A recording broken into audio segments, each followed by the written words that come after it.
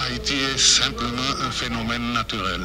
Ces systèmes montagneux, élevés et concentrés permettent une très grande variété de microclimats, ce qui génère une biodiversité extraordinaire. Cette géographie a donné aussi une richesse minérale qui dans le passé a permis la production de ciment. Mais avant tout, Haïti est un pays agricole, avec une grande diversité et de qualité. Il y a par exemple plus de 150 variétés de mango. Les terres haïtiennes sont fertiles et variées. Et à la chaux argileuse et aux sablonneuses, Haïti a du soleil. Elle a 30 systèmes hydrographiques et le plus important, il y a une population jeune et forte qui résiste et lutte malgré les difficultés.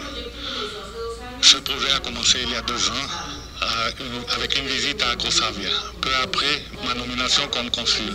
Peu après, on nous a expliqué que la mission était d'assurer l'alimentation de la population colombienne. Alors, j'ai pensé que ça pourrait être une solution pour Haïti. Depuis lors, il y a eu beaucoup plus de voix et de mains qui se sont unies. L'Université de Cordoba, qui a déjà développé un programme contre la faim, l'ICA, la chancellerie, l'ambassade de la Colombie en Colombie, le ministère de la Défense, la FARC, le ministère de l'Agriculture en Colombie et en Haïti, et APC qui marche toujours à côté de nous en nous aidant à construire le mandat du président Petro et lutter pour la vie et la justice sociale. Finir avec la faim en Haïti, c'est possible. Et sincèrement, je ne pense pas que ce soit trop difficile parce que Haïti a de la terre, de l'eau, du soleil, de la jeunesse et de l'espoir. Nous avons le nécessaire et nous avons le plus-value, la volonté de collaborer entre 2 peuples frères pour récupérer la souveraineté alimentaire et que la faim ne soit jamais plus un instrument de domination ou de déstabilisation. Nos pays sont producteurs de vie.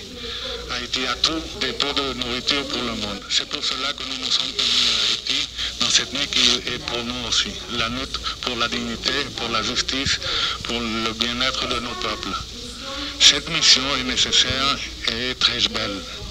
Vous, compagnons et compagnies, Colombiens et Haïtiens, vous êtes les premiers à participer dans le cadre de la coopération entre la Colombie et Haïti pour donner suite aux engagements signés entre les ministres de l'Agriculture de la Colombie et d'Haïti en janvier 2025. C'est pour moi un grand honneur de prendre la parole à cette tribune à l'occasion de la visite de la mission colombienne de haut niveau, qui marque une étape importante dans le renforcement de la coopération entre la République d'Haïti et la République de Colombie. Je vous adresse alors un salut cordial et mes plus vifs remerciements à chacun de vous selon vos rangs, titres et qualités. Nous avons alors le privilège d'accueillir cette délégation de haut niveau de l'Université de Cordoba ainsi que d'autres institutions colombiennes de premier plan. Leur présence illustre la vitalité d'une coopération sud-sud fondée sur la solidarité, la fraternité, le pragmatisme et l'attention aux besoins des communautés rurales. Je suis persuadé que les journées de travail, que ce soit à Port-au-Prince, que ce soit en province, vont nous offrir l'occasion d'approfondir les échanges académiques sur l'agriculture familiale et la formation technique, mais aussi de réfléchir ensemble au développement intégré des filières végétales et animales. Alors je voudrais insister sur la filière manioc, cette dernière mise à l'honneur en 2025, qui illustre notre volonté de valoriser les productions locales et de renforcer durablement la sécurité alimentaire nationale. Au-delà des discussions techniques et scientifiques, les sessions que nous allons animer devront jeter les bases d'une feuille de route commune capable de transformer nos échanges en initiatives concrètes au bénéfice direct des agriculteurs haïtiens et de leurs familles. Je suis convaincu que ce partenariat entre Haïti et la Colombie contribuera à faire de notre agriculture familiale un véritable moteur de résilience, d'innovation et de prospérité partagée. Je souhaite enfin une collaboration harmonieuse ainsi que des échanges cordiaux et fructueux entre les représentants des institutions haïtiennes et les membres de la mission colombienne tout au long de leur séjour au pays. Je voudrais vous rassurer, mesdames, messieurs de la délégation colombienne, que vous êtes chez vous. Et quand je le dis, c'est avec toute la force de mes convictions, vous êtes chez vous. Haïti et la Colombie sont deux peuples frères. Et puisque tous nous nous acheminons et nous sommes en quête de l'autodétermination, ce qui veut dire nous sommes deux peuples qui se ressemblent. Je voudrais enfin terminer mes propos par cette idée de Shabir Amin, celui qui a écrit un bouquin célèbre, L'homme qui vendit sa Ferrari. Aujourd'hui, Haïti et Colombie, nous pouvons dire que nous sommes les maîtres de notre destin, pourvu que nous ayons foi en notre courage et la volonté inébranlable de gagner. Je vous assure que la victoire ne vous sera pas refusée. En nombre del pueblo haitiano y del Consejo Presidencial de Transición, tengo el honor de darles la bienvenida a esta prestigiosa delegación colombiana, dirigida por la Universidad de Córdoba e integrada por expertos de alto nivel de instituciones científicas, académicas y técnicas de la República de Colombia.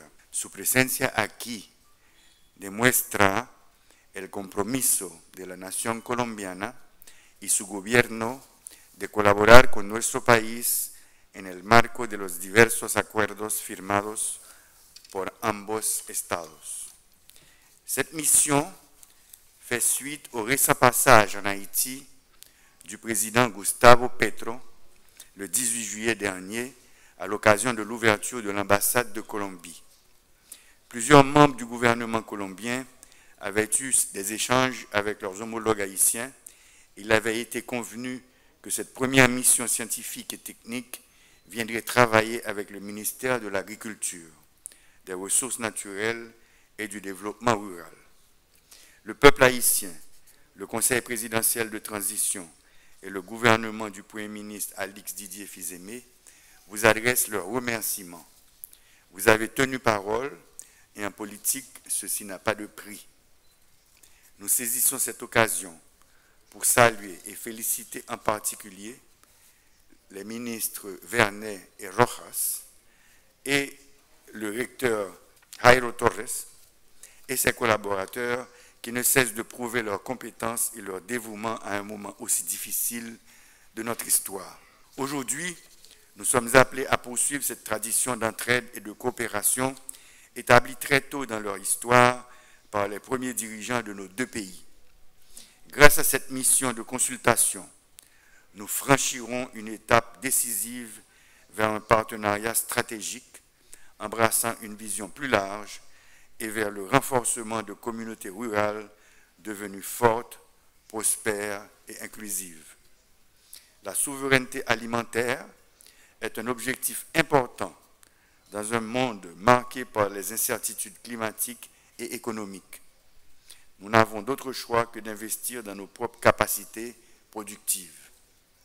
Notre ambition est claire, faire de la coopération avec la Colombie la démonstration que l'intégration sud-sud peut générer des solutions originales, adaptées à nos territoires, et porteuse d'un développement équitable et renouvelable.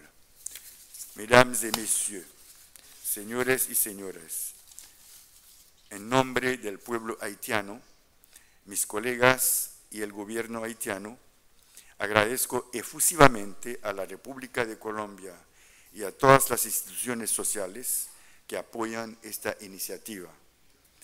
Que esta misión sea el fundamento de una alianza duradera y fructífera, donde la agricultura se convierta en la base de la prosperidad y la hermandad entre nuestros dos países.